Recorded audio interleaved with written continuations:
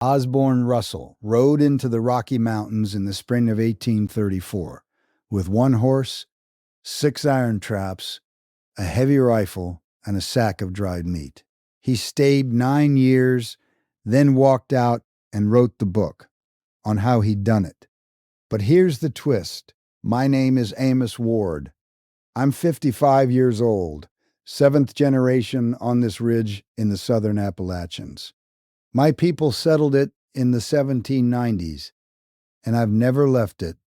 My grandfather Eli raised me, and before he passed, he made me copy every last thing he knew into a leather journal and swear the old ways would not die with me. This is me keeping that promise. Russell didn't carry much, and what little he carried made a $1,000 outfit look like a costume. The question in this video isn't what we lost. It's who got rich when you forgot.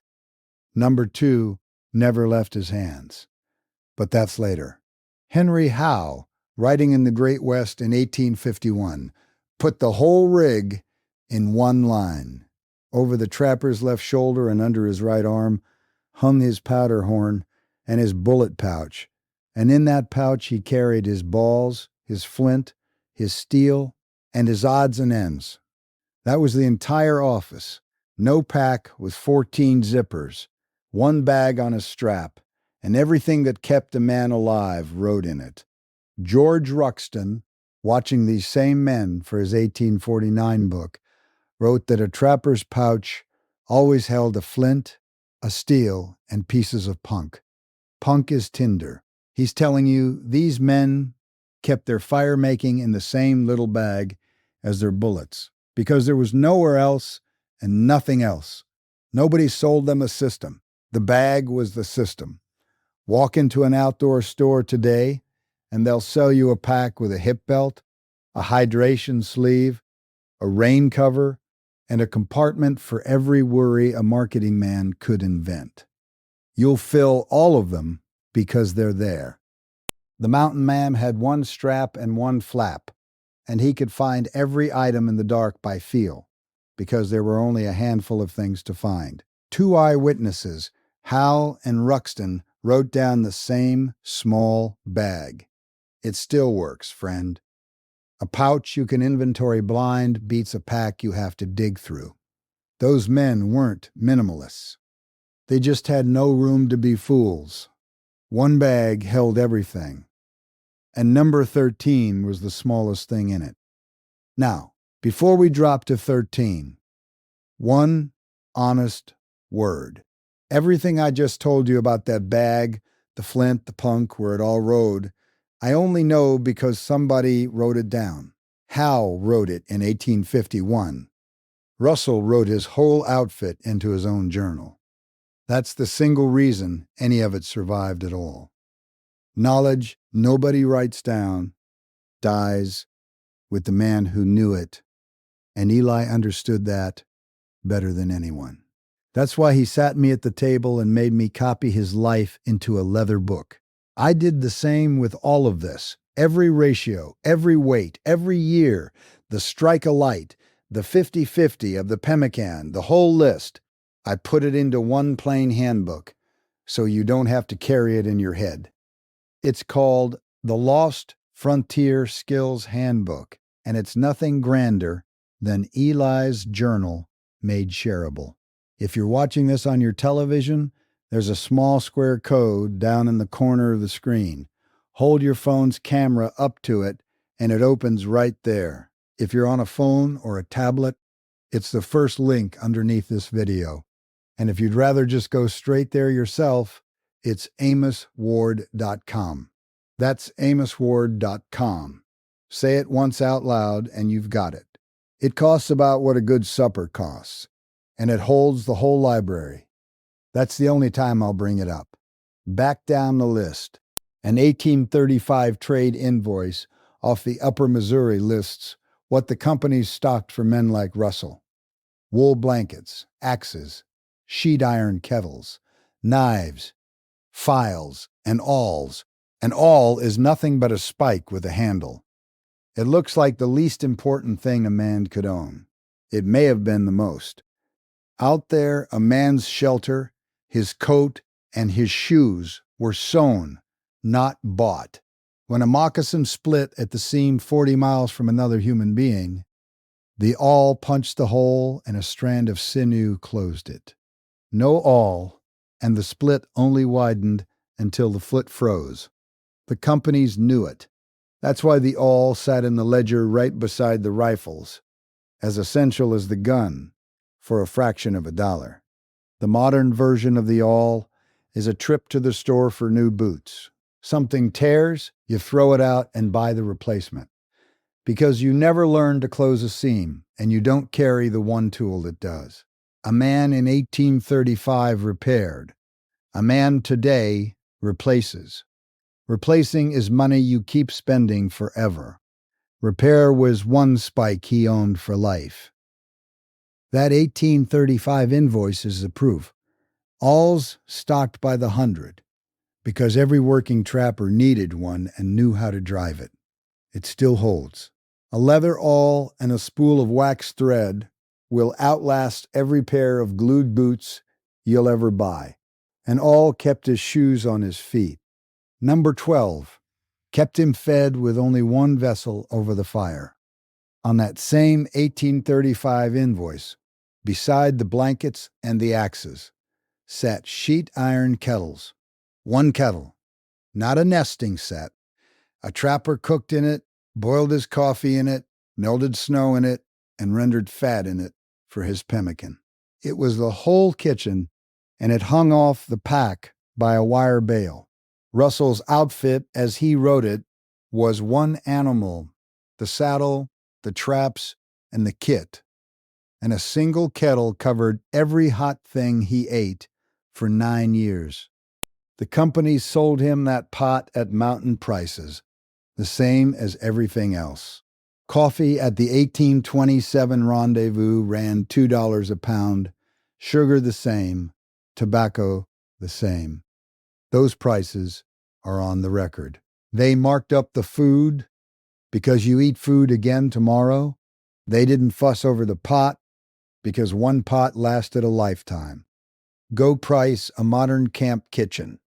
The nesting pots, the separate kettle, the folding this, and the titanium that. You'll haul 4 vessels to do what one sheet iron kettle did, and 3 of them stay clean in the pack. Because you only ever reach for one. The old man knew that in advance. He brought the one. The invoice proves it, and Russell's journal proves it. One kettle carried by every outfit on the river. It still works, neighbor. A single pot over a fire cooks everything a man truly needs. The rest is the store selling you vessels you'll wash once and store forever. One pot fed him.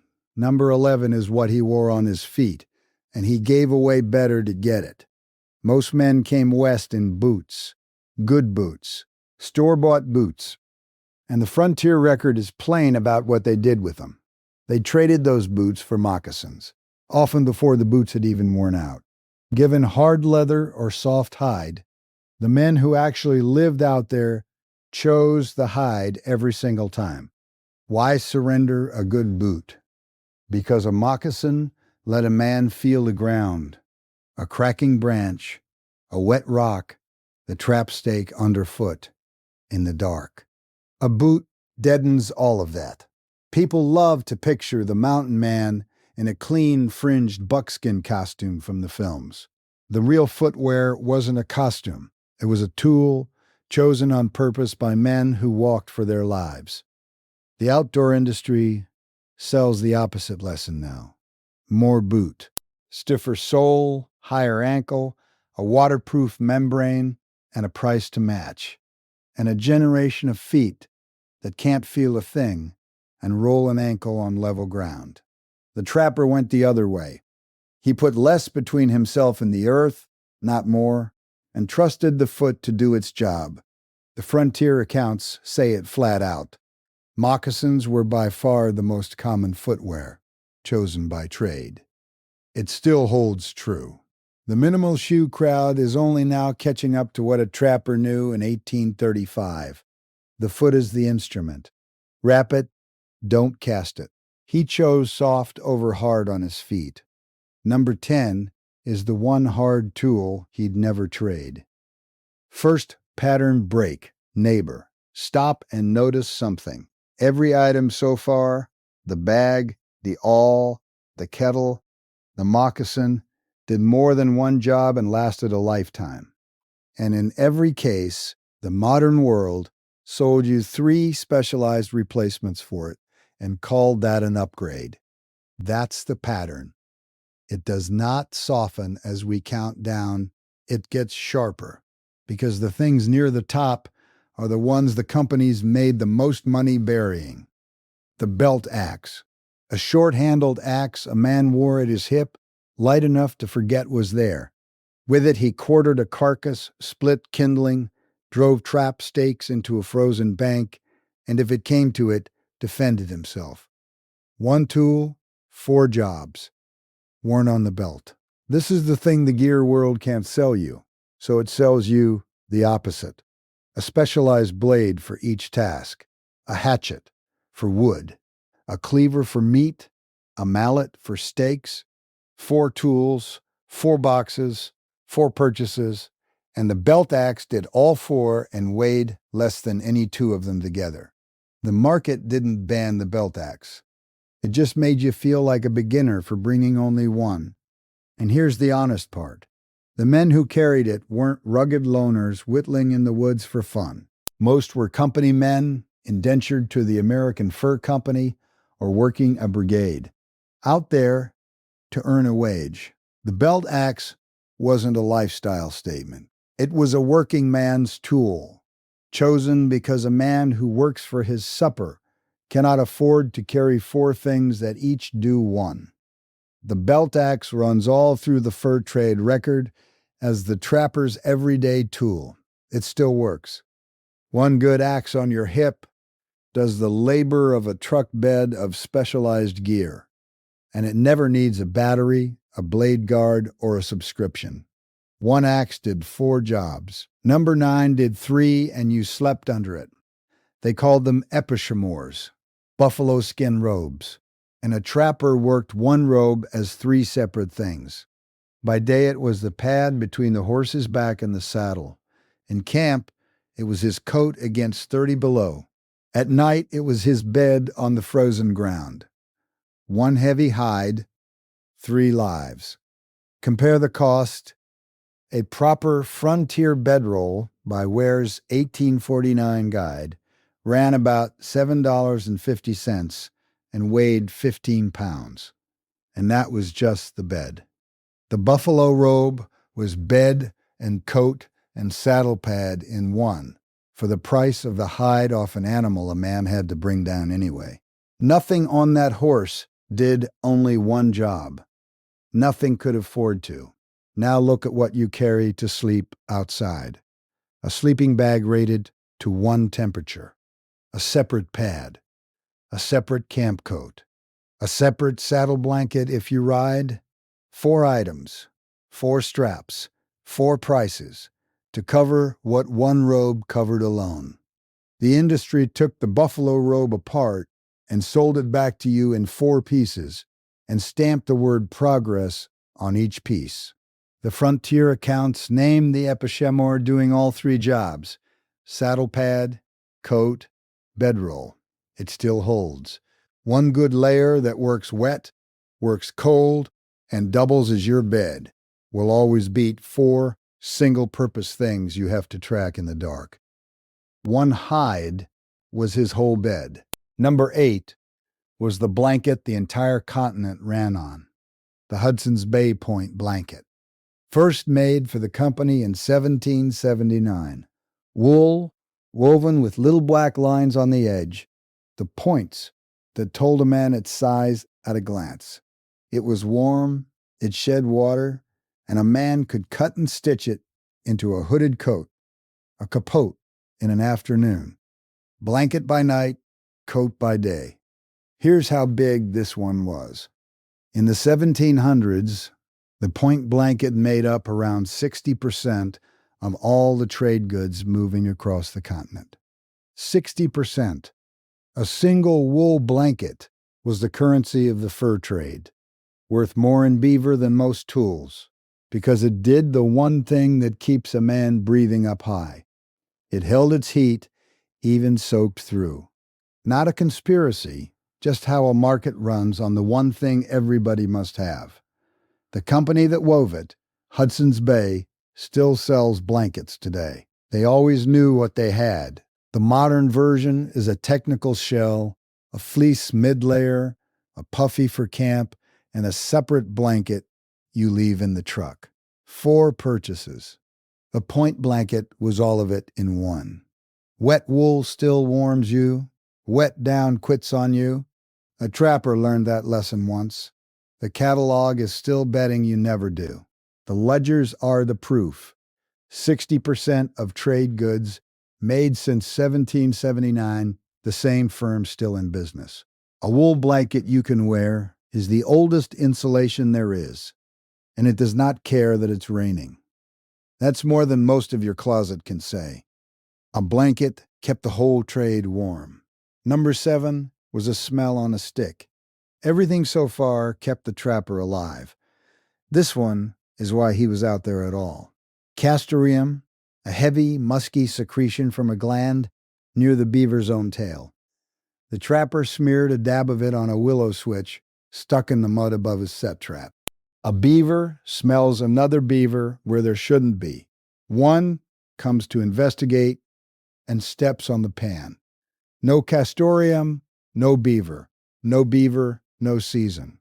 This little gob of scent on a green stick was the difference between a pack of prime pelts and going home broke and owing the company.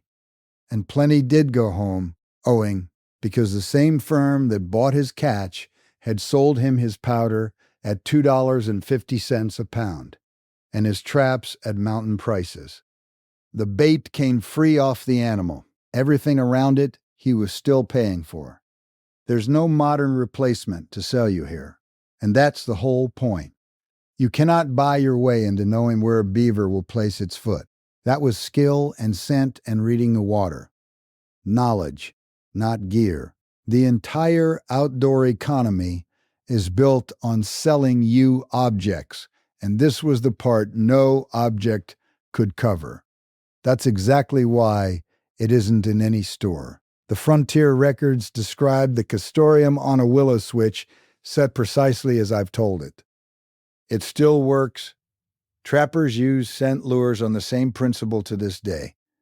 The gland hasn't changed, and the beaver hasn't changed. Only the man who forgot how to read the water has.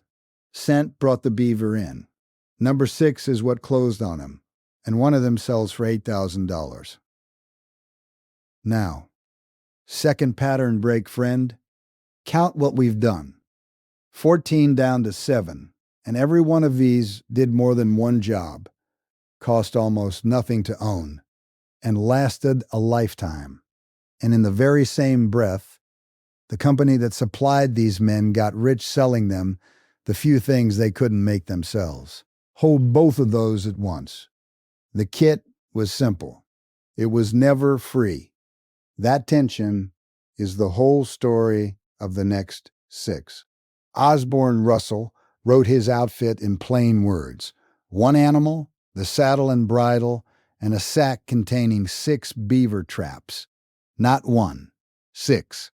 Because a trap sits in cold water all night doing its work, while the man sleeps, and 6 of them working at once is what turned a season into a living.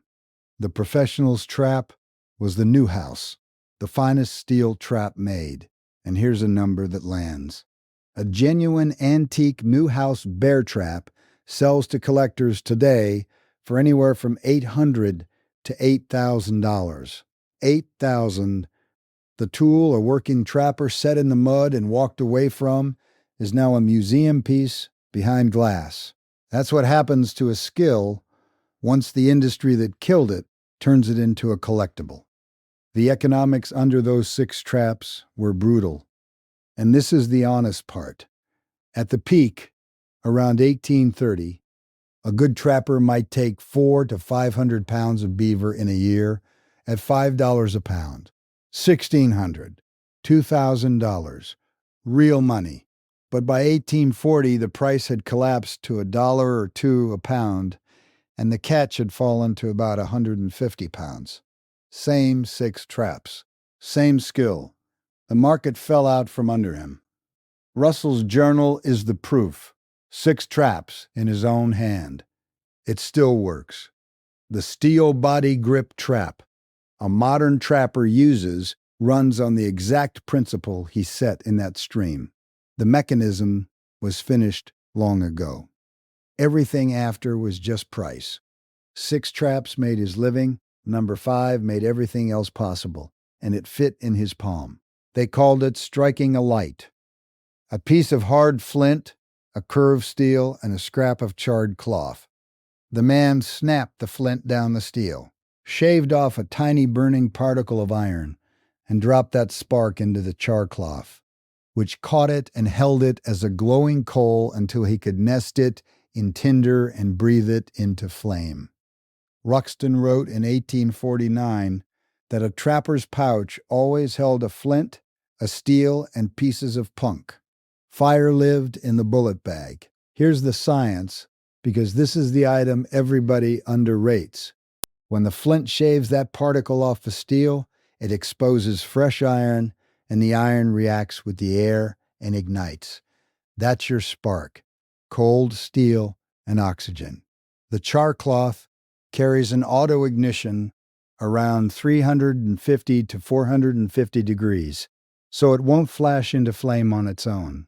It smolders, holds a coal, which is exactly what you want in something you're feeding to tinder. And he made it himself from a scrap of a worn-out shirt. It cost him nothing. The modern world sells you fire in a dozen forms that all fail. The lighter that quits when it's cold, the waterproof matches that run out, the battery starter you have to charge. Flint and steel has no fuel to gauge and no battery to die. It was called the most reliable and fastest method there was. And it still is. The spark is real chemistry, measured and repeatable. A man with flint, steel, and a rag he charred himself is never without fire. That's not nostalgia. That's oxygen and iron. Fire came off a cold spark. Number 4 is the one everybody gets wrong, including most of the folks selling it. Ask anyone to name the mountain man's knife, and you'll get the same 2 words, Green River. The famous Green River blade, stamped by J. Russell and Company. It's on every magazine cover and in every reenactment. The definitive fur trade knife. And I'm going to tell you the truth the reenactors don't like to hear. It's mostly wrong. J. Russell and Company didn't start making quality knives until about 1834. And the Green River Works stamp didn't go on the steel until around 1837. Those knives likely didn't reach a Rocky Mountain rendezvous until 1838 to 1840, and the very last rendezvous was 1840. The most iconic mountain man knife in America barely made the fur trade era at all. As one honest historian put it, it's fine to carry a Green River knife. Just don't go telling everyone it was the favorite of mountain men throughout the era. It weren't around then. So what did they actually cut with? Plain commercial butcher knives, English and French trade blades. And out in the mountains, a blade, a blacksmith, forged from an old file or a rasp. Not a brand. Not a collector's piece. A working edge. Often made from scrap, the romance sells the stamped blade. The reality was a reforged file that skinned every beaver in that 6-trap string. The correction itself is the proof, straight from the men who study the trade. The legend came after the fact, and that's the lesson, friend. The knife that mattered wasn't the famous one. It was the one a man could make, sharpen, and remake from a broken file for the rest of his life. A carbon blade you can actually maintain beats a famous name behind glass every time. Last pattern break before the top three. Notice what just happened with that knife. The story you were sold, the famous stamp, the collector's blade, was the wrong story, and the humble truth was the better one. Hold on to that feeling, because number one is about to do the exact same thing to everything you believe about these men. Pemmican, dried meat, pounded fine, mixed roughly half and half by weight with rendered fat and pressed into a cake. That's the whole recipe. A man ate it cold, with no fire and no water, straight out of the bag, on the move. A small handful was said to carry a man through a full day of hard travel. The numbers people quote are big: 3,000 to 3,500 calories in a single pound, shelf stable for 1 to 5 years. And I'll be honest, the way I try to be, those figures come mostly from food and prepper sources, not a laboratory, and the fat-to-meat ratio ran anywhere from 40-60 to 60-40, depending on who made it. So take the exact number as old, well-worn lore, not a lab result.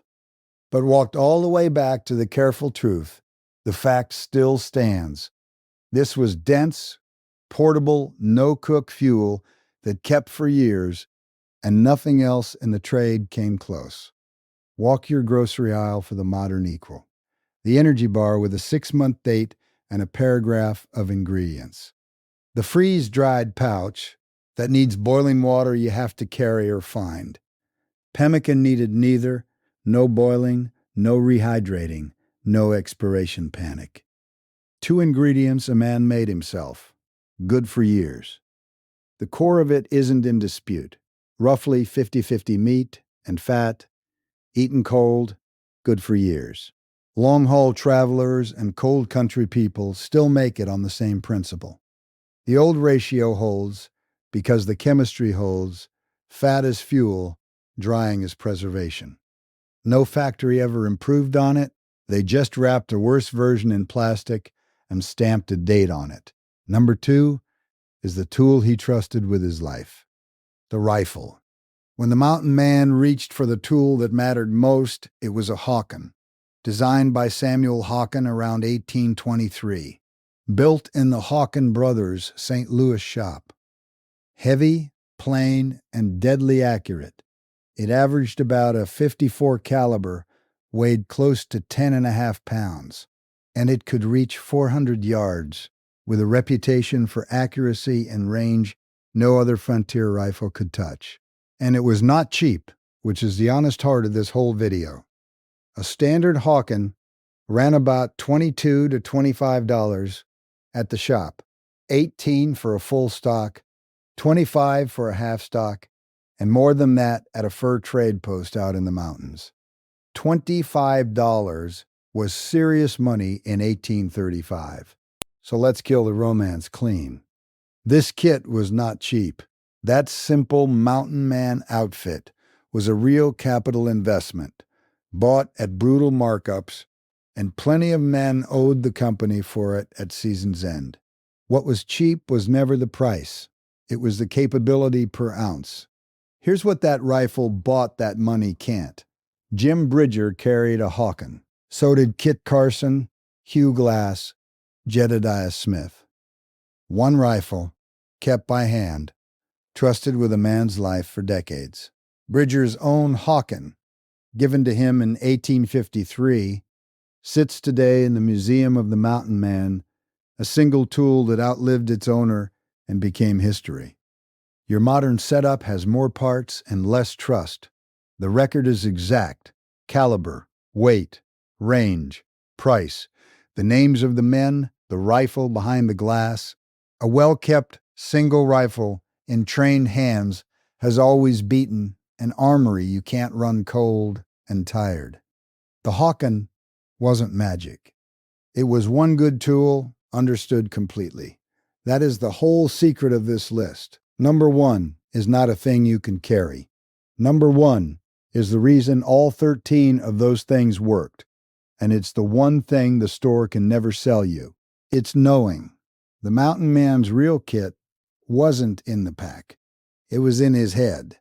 The scent that draws a beaver, the ratio in the pemmican, the seam and all closes, the coal that catches on char cloth, none of it wears a price tag. And that is the only reason you never learned it. Remember the question from the top. Not what did we lose, but who got rich when you forgot? Here's the answer, straight. In his own day, the man who got rich was the company.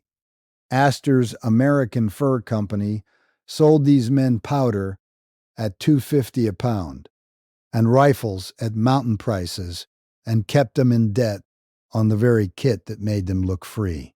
In our day, it's the gear industry, selling you 4 objects for every one thing a trapper owned, and telling you the old way was quaint.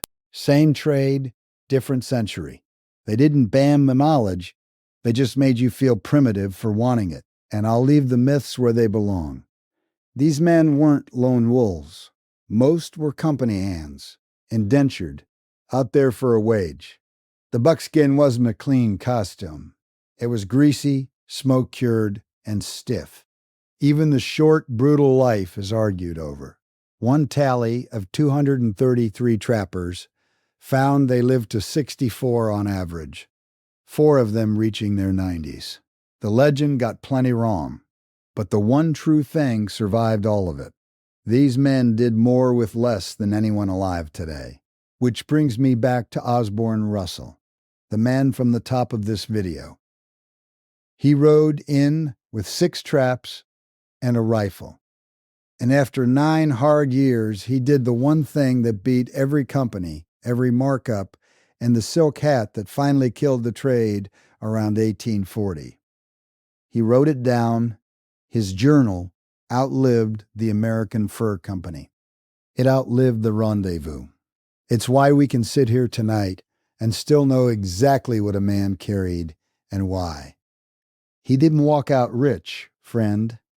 He walked out with the knowledge, and the knowledge was the one thing they could never mark up.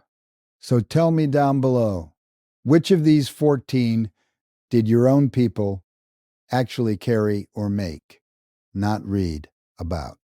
Actually did, the all. The flint and steel, the one good blade, the pot that did everything.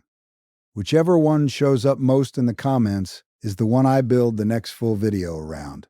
Next time up on this channel, we're going after the beaver felt hat itself, the single piece of European fashion that started this whole trade, that drove a man 400 miles into the mountains for a pack of pelts, and then died almost overnight when silk took its place at the end of the 1830s. One hat built an empire and buried it inside of 20 years. That's the next one. This is not a lifestyle channel, neighbor. It's a library.